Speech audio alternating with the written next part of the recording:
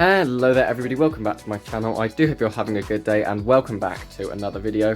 So today you join me for a little bit of something different. Now, as I mentioned in the last Will Scarlet International update, I am actually moving house at the moment. It's the Friday when I'm filming this and we are going to be moving house over the weekend. So for once I thought I'd bring you guys on for sort of a little bit of a different video, and we're going to be documenting the process of moving Will Scarlet International, my model airport, and all of my YouTube kit, all of the lights, all of that sort of thing, to the new house. So yeah, that's sort of it. It's going to be quite an informal video, quite casual today, so let's get right on into it.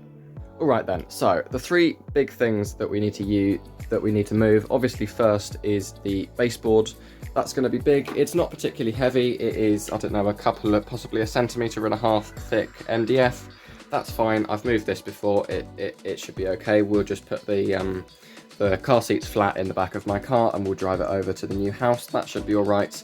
I am going to have to think about what I'm going to do about some of the scenery, because all of this spongy stuff on top that I use to sort of add texture here, it is stuck on, but it does tend to shed quite a lot. That is one of the downsides of using static grass. So yeah, we're sort of just going to have to be a little bit careful, and I might put a bin liner on the seats in the back of my car just to avoid that fluff getting everywhere. Now the second thing obviously is going to be the models. So we've got a whole bunch of models here that, they need to go back in their boxes, and then they need to be packed into bigger boxes to be moved over to the new house, and so we need to do that. And then the third thing, I suppose, is sort of all of the lighting and other stuff. So as you can see, I've got sort of the big lighting strip here. That provides the main source of light down on the airport. And then I've also got some other things which you guys might not have seen too much of before. So I've got a ring light here, that needs to move, and I've got another IKEA light, which at the moment, very sketchily, is sort of being taped using parcel tape to the door of this wardrobe. That isn't brilliant, and so yeah, it's a bit of a temporary solution there, but you know, it's worked in the last 6 months, and I'm hoping that by the end of this video and this house move, that the airport will be in a space that's sort of much more comfortable for it, and I'll be able to have proper lights and that sort of thing. So those are the three things that really we need to look at. I thought I'd also just give you guys a little bit of an insight into, you know, sort of this this space here. So this is where I store all my models at the moment. Now obviously it isn't ideal. Now it does fit okay. I can get quite a lot of stuff in here. As you can see, it's quite tall, so I can fit quite a few things. And so yeah, really the organisation here is just sort of fairly simple. I've got small regional stuff, the Gemini Jets boxes, so anything from sort of an A320 sort of up to a Dreamliner there. Some of the other manufacturer boxes like Phoenix, NG Models, JC Wings, that sort of thing, and then the wide bodies over here. So I think, yeah, that's the LL747 at the bottom there, and the rest of my wide bodies are actually currently out at the moment. So yeah, we have got an awful lot of work to do, and I think what I'll do is I'll actually time-lapse sort of packing this airport up so that you guys can see it quicker, and then maybe when we get to the new house, we'll sort of do, you know, like a real-time sort of setup, and maybe we'll do a bit of a sort of full unboxing and help and lay the airport out so that it's looking really nice. So yeah, if you guys want to see this sort of more chill video, then do stick around. I'm not entirely sure how it's going to work out. Obviously I'm recording it over sort of about a week moving, so yeah, I'm not entirely sure how it's going to go, but I'm glad you're here and we'll see you soon. So see you in the next clip.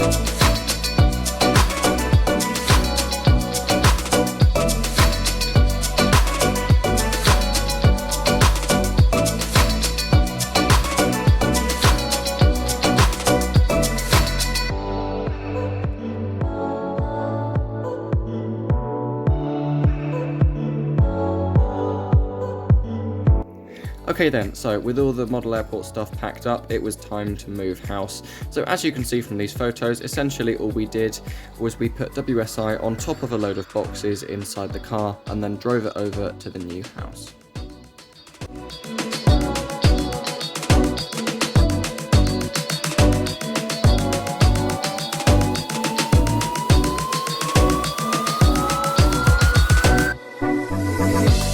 Right then guys, so welcome back. Now this is a little bit odd for me because obviously this has just been a cut, like for you, like 5 seconds ago we were in the previous clip, but for me in actuality it's actually been 6 days since I've done anything for this video. Moving house was completely and utterly mad, and I'm only really just getting my stuff together and had my room in any sort of a fit state in order to do anything with Will Scarlet International. But as you can see, we are now here. Now it's a little bit different to how I'd imagined, to be honest, actually. I was imagining having 2 walls up against the airport, so we've obviously got that wall there, and I was imagining there being another one over here as well, but actually it's turned out that my room's big enough now that I don't have to do that, and that I'm hoping is going to be really good for my Will Scarlet International updates, because we have access to this side, which is brilliant. I've never really been able to film content from this side, to be able to sort of see the hill from this angle and be looking back at the terminal, or at least I haven't since the very, very early days of Will Scarlet International. So yeah, I'm really, really very excited about that.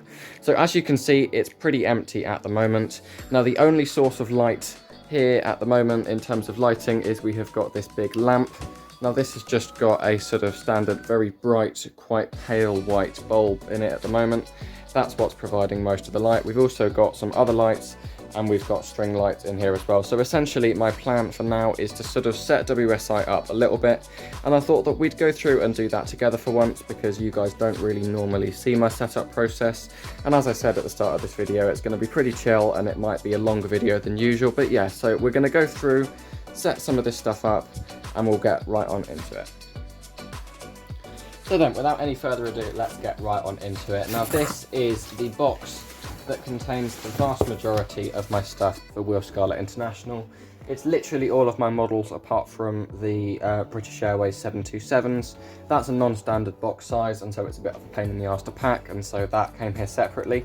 But yeah, this is the vast majority of stuff. So I think the first thing that really we're going to need is these string lights. Now because I've now got the big spotlight going over the airport, I'm not entirely sure actually whether I'm going to need these lights quite as much as I was needing them last time. I think actually, if possible, I'm going to try not to use them, because you'll have noticed in the last couple of months, in terms of the reflections coming off of the models on my model airport, it has often been quite obvious that there's sort of lots of tiny spotlights on there. I'll put some images on the screen just to show you what I mean. So I'm not even entirely sure if I'm going to use those strip lights in this airport. But obviously we do also have some other lights. Now this is a slightly warmer ring light, which I'm not entirely sure where I'm going to mount yet.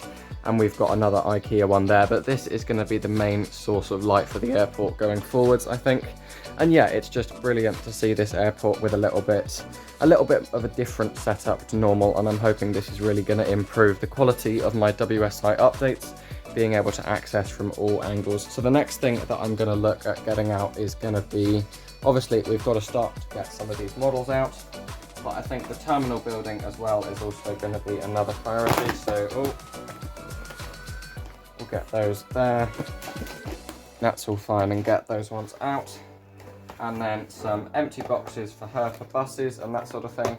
And right down in this corner we have got the terminal buildings. So I don't know if you guys have really seen these particularly up close before.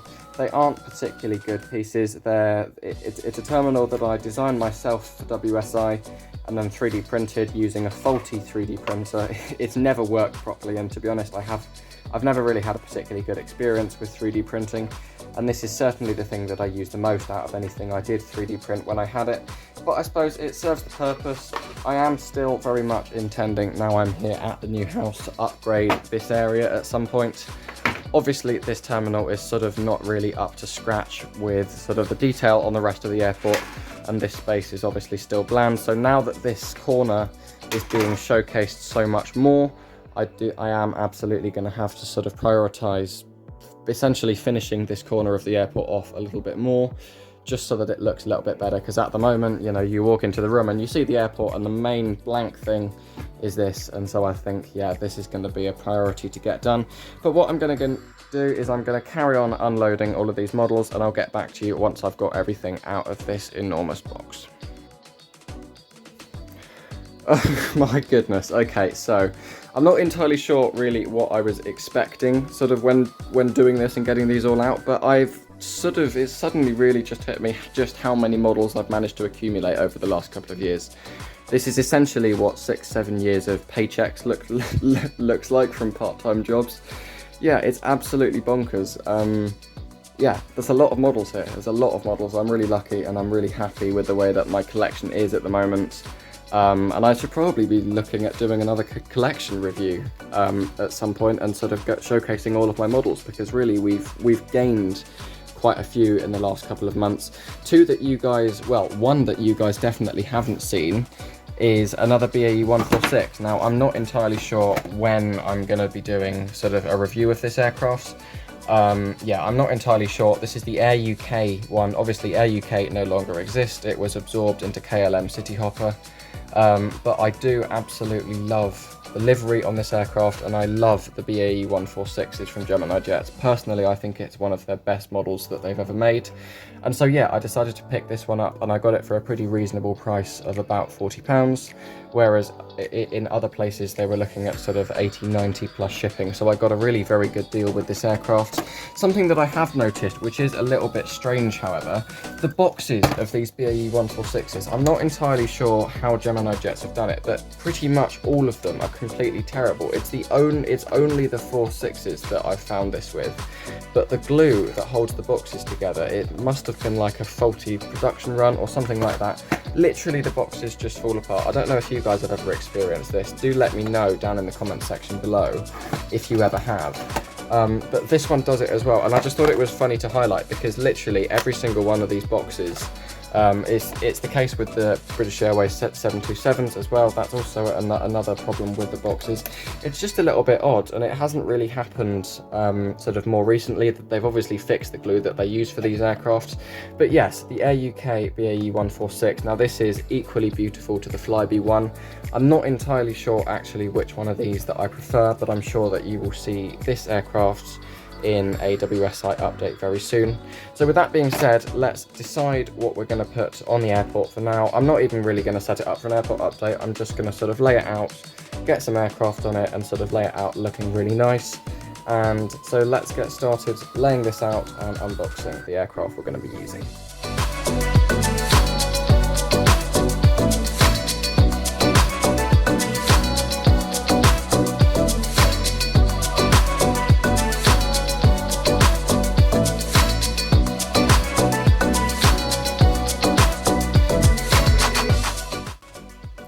Okay then, so I've done a whole load of culling down. The space around me is a complete mess, but here I have selected sort of a bit of a mix of, essentially it's my favourite models. It's the ones that I think look really good. We've got some newer stuff. We've got, this one is one of my personal favourites, the Austrian Fokker 100. For long-time viewers of the channel, you'll recognise the Vueling A321. This is the first ever model that I reviewed and the first video on my channel. This is really a proper nostalgic old-time hit for you long-term fans. So yeah, I felt it was a little bit wrong to not have this model in sort of this, you know, like this introduction airport. I've also got some of my new favourites, so the Air UK BAE 146, which I showcased earlier, as well as the Flybe one back there. We've got a JC Wings A220, some Embraers over here with the Edelweiss A320. Of course, we've got Concorde, that's going to be resuming its normal place in the corner, as well as some other models. And of course, we've got the ground service equipment as well. So I think what I'm going to start by doing is probably, actually, I'm going to unbox all of these models first. Obviously, I'm not going to be doing a review or anything, but we're just going to be going through them and getting them all out. And so that way I can get all of the model boxes out of the way, and then move on to doing the precision stuff. So we've got the West Atlantic, the British registered West Atlantic 737-800. This is a beautiful model. Had this one for about 2 years now, and it is so useful here at WSI, it really does look excellent. So we'll take that one. I don't know about you guys, if you guys have got model aircraft as well. I always seem to lose these. I don't think there's a single model in my collection that has the same number of like plastic sheets as it came with. Some of them are swapped, so you know, I've sort of mixed and matched them between the aircraft that don't have any and have too many, and it's all chaos, right? So we'll put used model boxes over there. Start off and take out this Austrian one as well, the Fokker 100. There we go. That is such a beautiful model. I think it's partly to do with the livery. I think the livery really suits this aircraft really well. In my head, you'd think that having two shades of blue sort of so similar would be really odd on a model and on an aircraft livery, but actually I think it looks really good and really elegant. It's the sort of livery design that I'd like to see more of, and it makes sort of an old and obviously now retired aircraft like the Fokker just looks so modern. It really is amazing. Same goes for the new Aer Lingus livery as well. I mean, obviously I gave this model, is slating too strong a word? I don't think I gave it a slating. I gave it quite a negative review a couple of weeks ago. You know, which at the end of the day, I think sort of Gemini Jets sort of deserved it for that one. I mean, it really isn't, it isn't the sort of thing that really we want to see model manufacturers sort of coming out with and doing those ends like that. You know, perhaps I was a little bit harsh on Gemini Jets there, but at the end of the day, the model cost the best part of 50 quid. And for 50 quid, especially for an aircraft that small, I'm going to want to be paying for quality. And it's got to be absolutely on point, and at the end of the day it wasn't. So yeah, that's what I have to say about the Aer Lingus following my rather harsh review on it. Then we have got this absolutely beautiful Vueling Airlines A321. Now I might actually re-review this at some point. Now obviously there is already a review on the channel, although my voice was about 6 octaves higher, and I was very young when I did that review, and I don't think I did it particularly well, so you never know. I might actually go through some of the old models that I sort of did at the very start of my channel, and I might go back and do full reviews of them. But I do have an awful lot of models that, you know, I've gained more recently and that I haven't yet reviewed that sort of do take priority. So do let me know if that is something that you guys do want to see.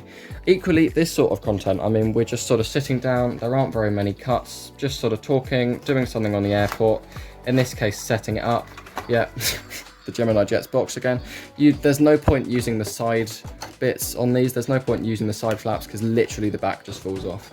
It's really strange. But yeah, if you guys do, you know, you do want to see sort of some more of this sort of laid back content, then great, you know, let me know and I'll sort of see if I can work a little bit more into the videos. I have considered in the past doing sort of a, you know, like a behind the scenes video on every, you know, airport update. So if that's the sort of thing you want to see, like me going through talking about putting the different aircraft out and doing this sort of thing, then yeah, I suppose it's something that I could do.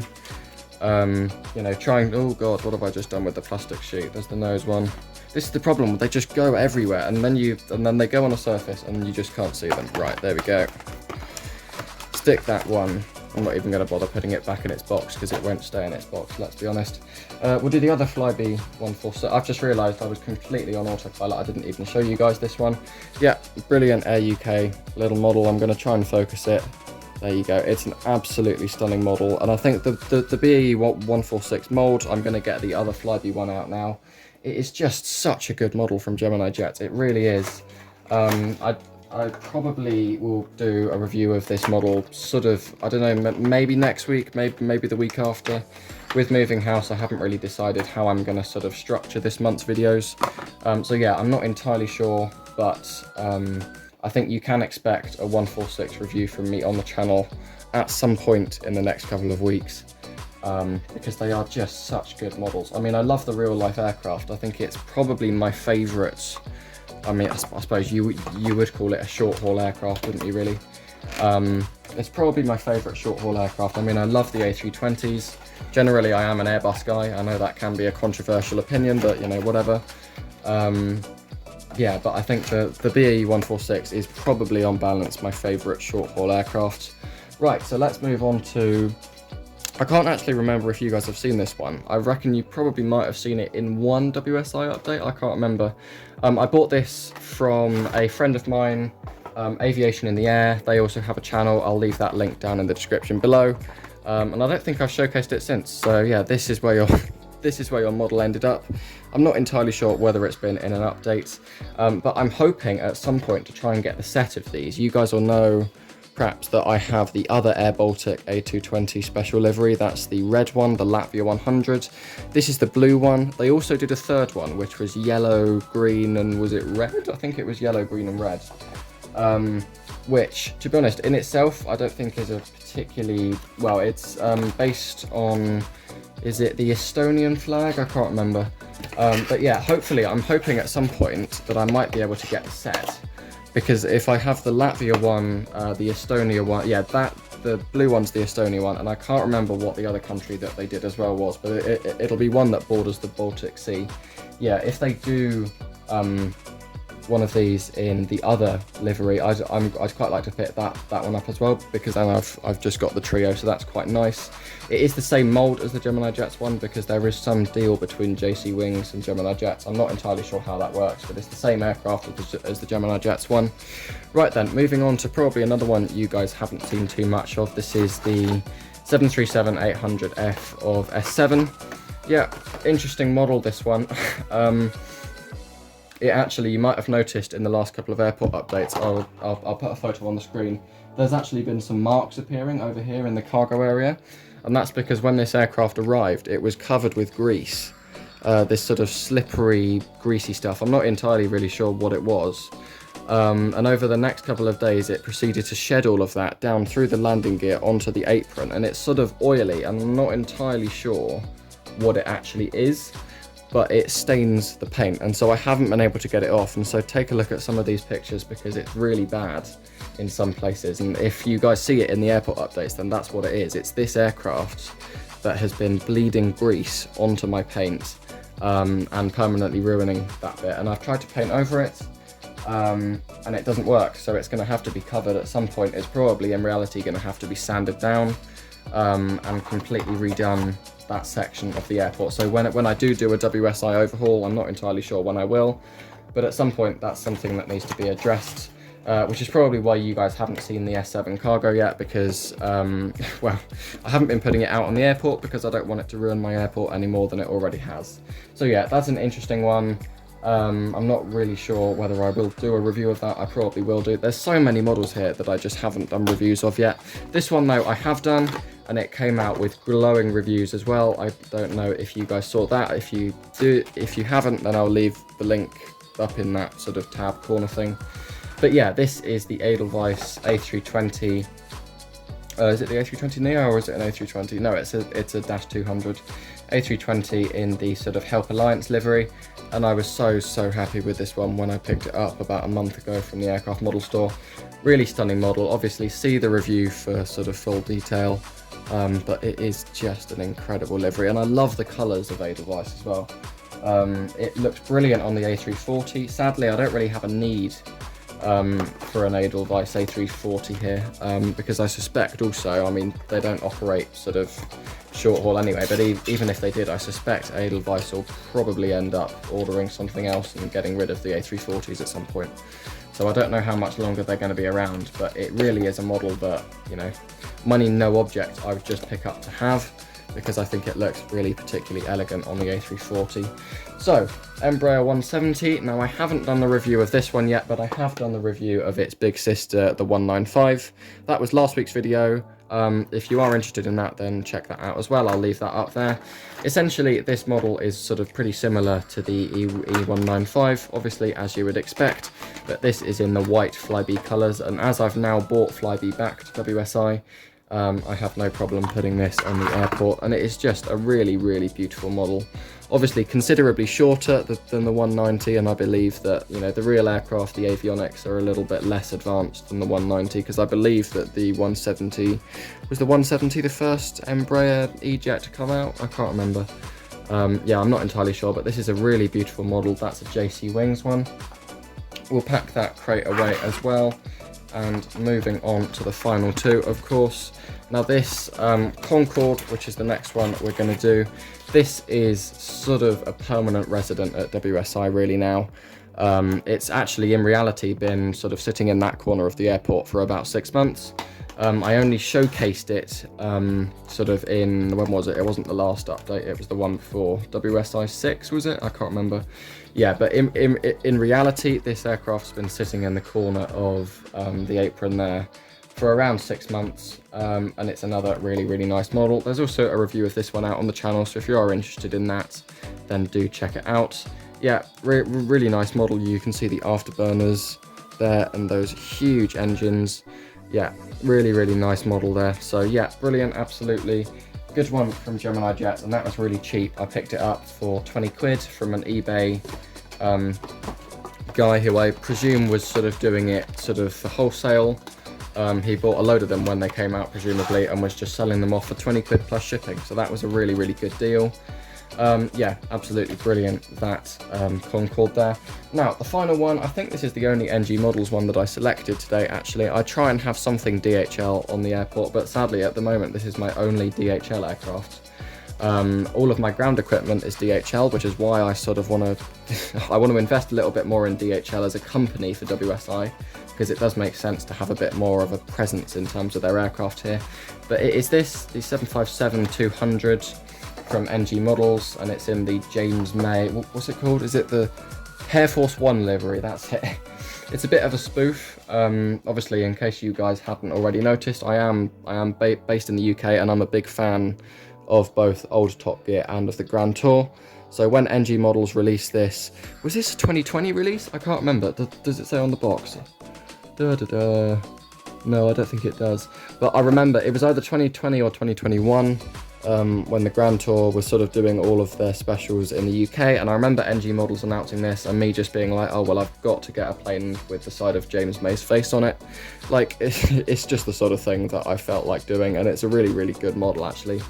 Yeah, I'll probably be doing a review of this at some point as well. Essentially, the running theme is, if I haven't done a review of a model yet, chances are in the next couple of months I'll get around to doing it. Now that I'm doing sort of regular uploads of content, obviously, as you can imagine, I've sort of got more content to put out to you guys weekly, and so I'll be able to get through many more of my reviews, and that should be really good because you guys get more content and I get through more of them, and essentially the more models that I review, the more chance I have of helping, you know, more of you guys make informed decisions about buying models.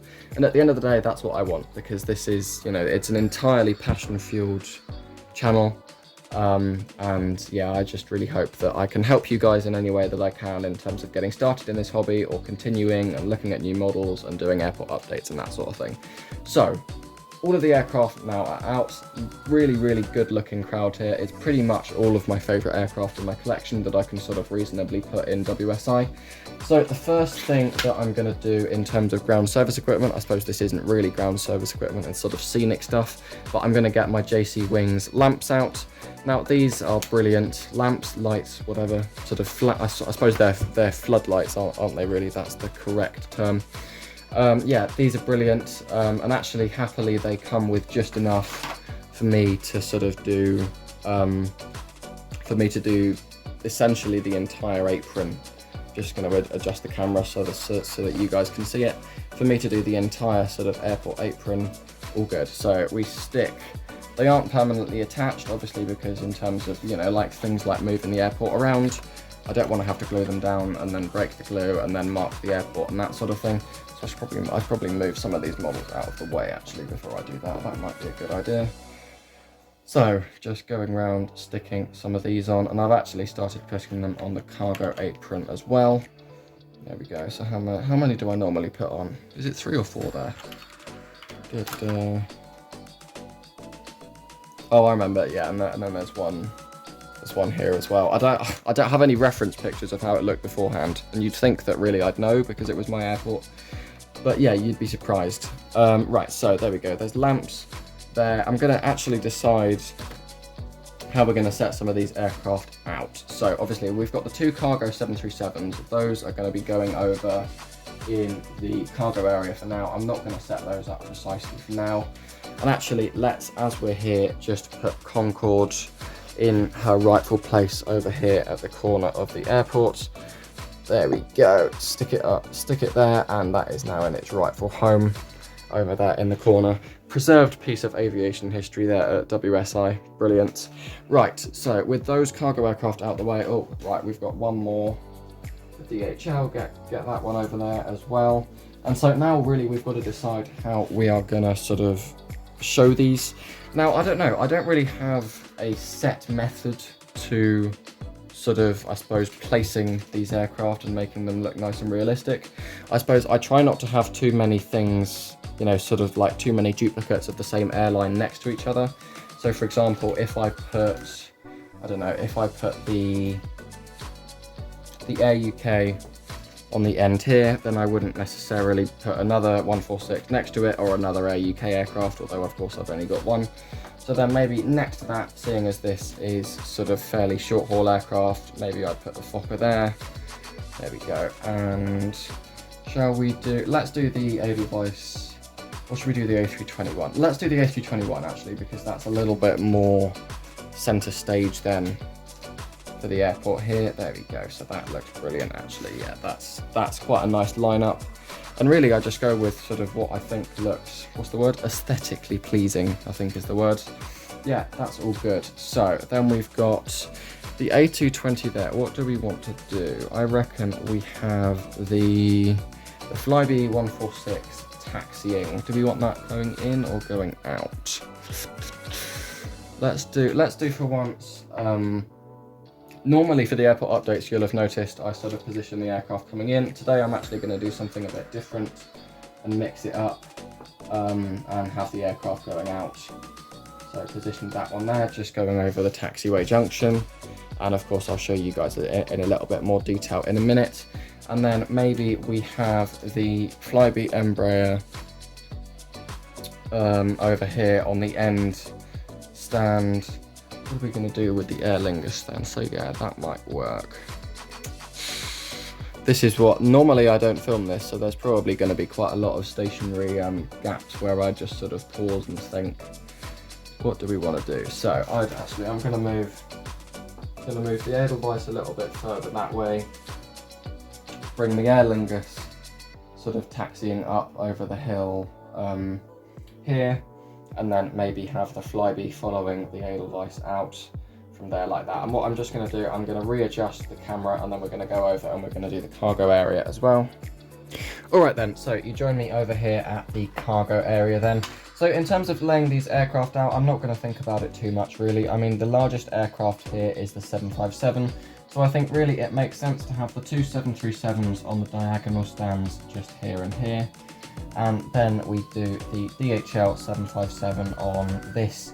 I'm not entirely sure whether I actually ended up showcasing this. You'll have seen it in the last WSI updates, but I don't think I talked about it. I actually added this separate parking space here so that I can actually park A380s here. So it's a really tight squeeze, but now I can sort of legitimately park 747s and A380s at WSI, which is really useful. I probably will feature one of these aircraft at some point in an airport update, just because it's something a little bit different. But for now, we're going to be putting the DHL 757 there. Now, another reason for doing that so close to the edge of the baseboard is so that we have easy access to start setting up these. So for any of you guys who haven't seen my airport updates, this is the DHL ground service kit that I believe this is JC Wings. And so yeah, this is all DHL branded stuff. So we've got two sort of luggage tractors, I suppose you'd call them, with different size cargo hold sort of boxes, a ramp loader for an aircraft, and two of the sort of lift up, lift down things for cargo containers for cargo aircraft. So we're going to set up this sort of in that frame of mind really. So